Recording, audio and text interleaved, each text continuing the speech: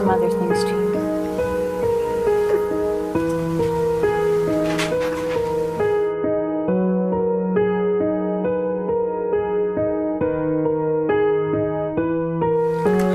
What else did he do to you? He raped me.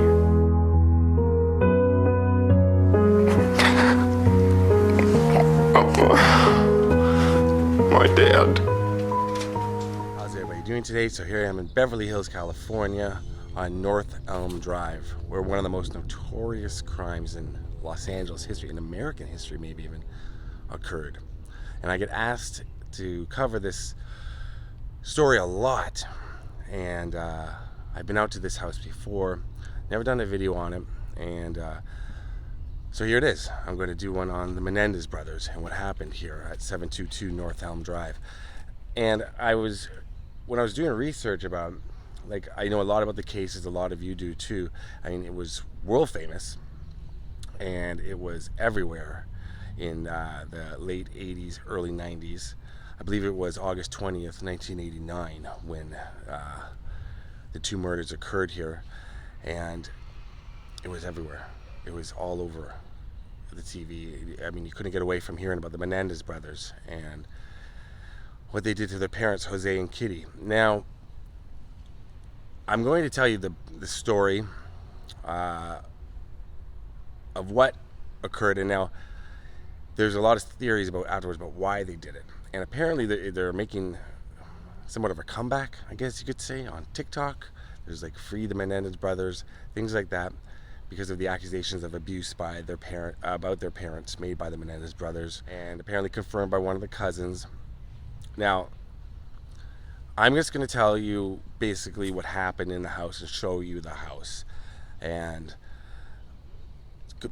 discuss in the comments what if you think that they were just cold-blooded killers, or if you think that they did it out of being afraid of their parents. You know, if the father was abusive, the mother was drunk. I mean, as if you've watched the channel before, I do not like to speak ill of the dead at all, but I mean, these are the theories that have been going around since then, but especially now, apparently they're making it's just a huge thing, and I've stayed away from all of that for my research. I'm just going to tell you the basic story, and yeah, I'm just going to tell you the basic story, because I could get into that and start talking about that, but I'm sure in whatever I bring up in the comment section will be disputed anyway, and that's fine. Everybody's got an opinion, and so let's just walk through Beverly Hills, show you the house, tell you what happened here. Ever-present LAPD helicopters always going above everywhere you go here, and another thing is, a lot of people ask me how I do my research and how I remember it all. It's not easy, because I film 3 to 4 videos a day usually. And so what I do is I try to remember as much as I can, and then I write, if I have to, I write little bullet points on my hand. Like, I have to remember this part, this part, this part, just like 1 or 2 words. I didn't for this one because I know the story so well, but that's how I do it sometimes. Sometimes I have to look at my hand sometimes and be like, okay, remember this, because there's a lot of information about a lot of true crime, a lot of cases. So, but this one, I'm just going to tell you as we walk and show you the beauty of Beverly Hills and the sinister side of it. Because like I always say, in the Hollywood Hills and Beverly Hills, as beautiful as it is, there's something eerie and dark when you're here. Especially at night. Now it's around dusk, and it just gets to be, I mean, when crimes happen to the rich and the famous, there's something more salacious about it, and people love to hear about it. And like I said, I've been asked to do the Menendez brothers case many, many times. And here we go. The house is just about half a block up here. So as I said, it was August 20th, 1989, and José and Kitty Menendez, they were relaxing in the living room of their home here. They were watching The Spy Who Loved Me, the James Bond movie. And the two sons, Erik and Lyle, they were out for the evening. They came back. The sons drove a small white hatchback up to the house. They got their weapons from the trunk, and they entered the house by the French doors. So we're going to see those French doors. Now, the house has been extensively remodeled, so it's I'll have to see if I can find those French doors that they entered by. Now, the first shot from a 12-gauge shotgun hit Jose in the back of the head, and that killed him immediately. But that didn't stop them. They shot 2 more times, and it tore apart both of his arms. So Kitty, Jose's wife, she got up and tried to run away, but one shot hit her calf, and then another one fractured her arm, and then she hit the floor. She got up again, then she was shot twice more. Left thigh, right arm, then I believe again in her left breast. So many shots were fired that they ran out of ammunition, but she still wasn't dead. She still wasn't dead, which is incredible. She was writhing on the floor, and then they ran back out to the car for more cartridges, and this time they used birdshot, and one of them went back in, put the gun to their mother's cheek, pulled the gun, fired, and a total of 10 gunshots, 10 wounds whipped through her. A few of the neighbors heard the shots but didn't think much of it.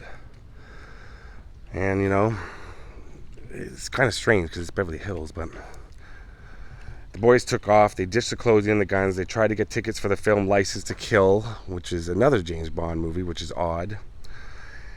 And then they returned to the house at 11:47, and Lyle made a famous 911 call that you're going to hear right now. Beverly Hills emergency? Yes, please.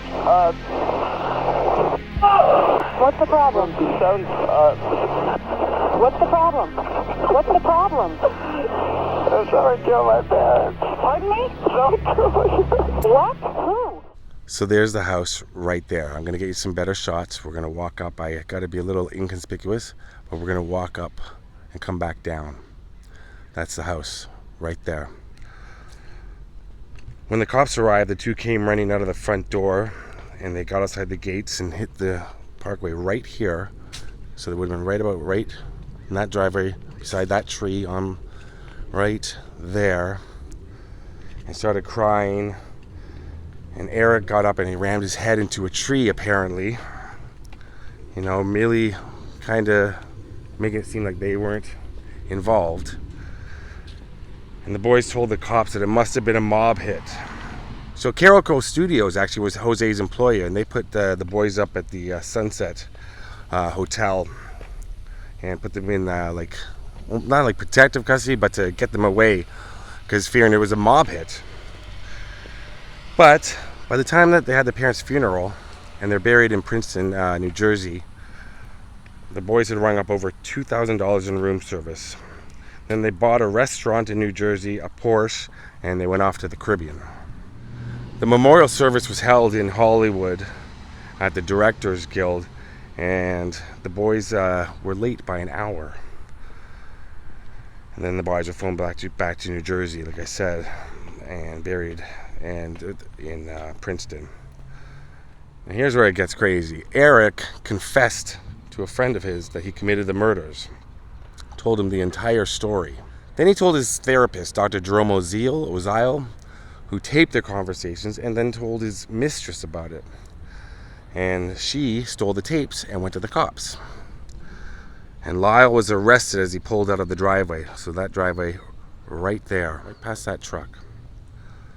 And then Erik turned himself in shortly afterwards. So this is where it gets a little tricky. The boys claimed they were abused, molested, and their parents' names were dragged through the mud. Now, again, I'm not sure. I'm not going to say I don't know if it's true. The people who were murdered aren't here to defend themselves.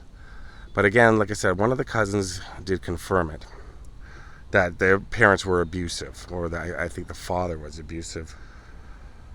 Lyle claimed his father made fun of him for wearing a wig, and this is not pretty, but raped him with a toothbrush, and that Kitty was an abusive drunk.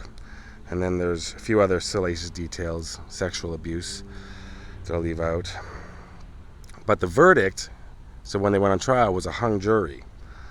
And then they were given a new trial, and on March 20th, 1996, they were found guilty, and they got life. No chance of parole. And from what I know, both of the brothers got married in prison. I don't know if they're still married. Now, as I was filming that last little bit, I was aiming at the wrong house because I went too far up. The house is right up here on the left. So it's not this house. It's the house I originally showed you. What's interesting is Nicole Simpson and O.J. Simpson their friend owned this house before the Menendez brothers, and Nicole Brown Simpson had her first baby shower in the same living room where the murders occurred. How crazy is that? So that's an odd connection. So there's the house right there.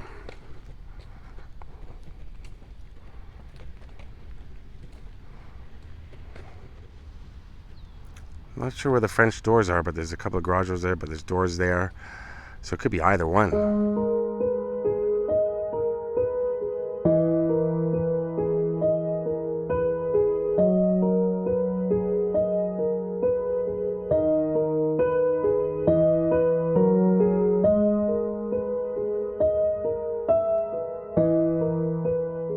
So that's the home of the Menendez brothers, and that's where the murders occurred. And like, they went on a spending spree afterwards. So right away, they're not getting out. I don't think they're going to get out either way. Even with all the Free Menendez brothers things going on right now, they're not going to get out. Now, you can say that they obviously did it out of greed right away because they spent so much money afterwards. And they did it for the money.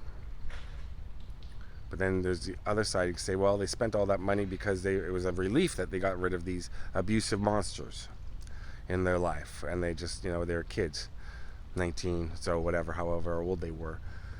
They were young, and they spent the money, but they were still, that's why. I don't know. You can debate it in the comments below, but I'm just giving you the facts of what happened, how they killed their parents. They did do it. That's not up for dispute. And that's the story of the Menendez brothers. And I'm glad I finally I've been to the house before, like I said. Glad I finally got to do a video on it for you and show you what the house looks like. And thanks for watching. And peace out.